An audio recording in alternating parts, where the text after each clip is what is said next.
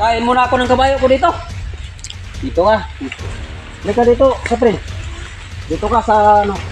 Yan, bagay ko muna. Ito muna. Kain ko muna to.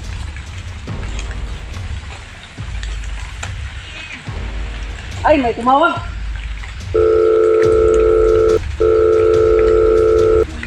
Ay!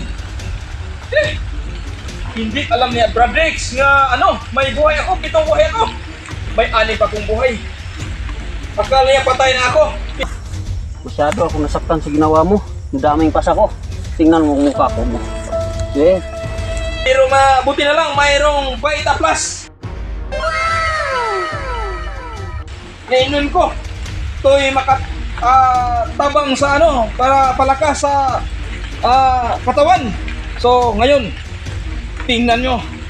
Kung hindi dahil sa kabayo niya, hindi ako mamamatay. Sana.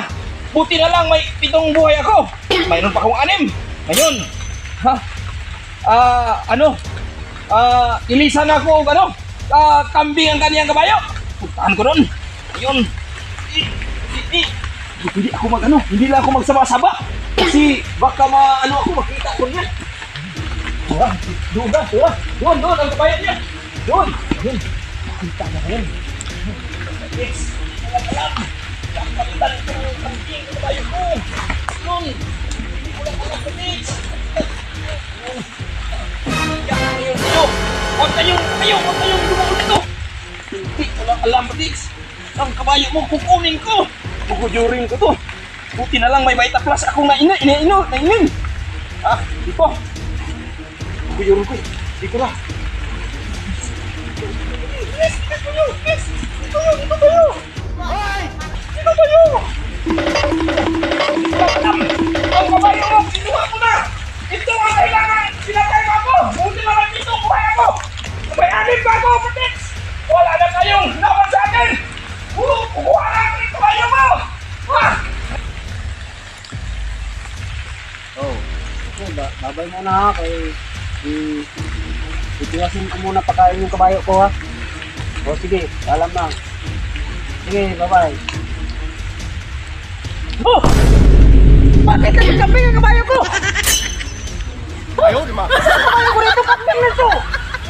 Nasaan na? Nasaan na yun? Wala. Wala talaga. Huh?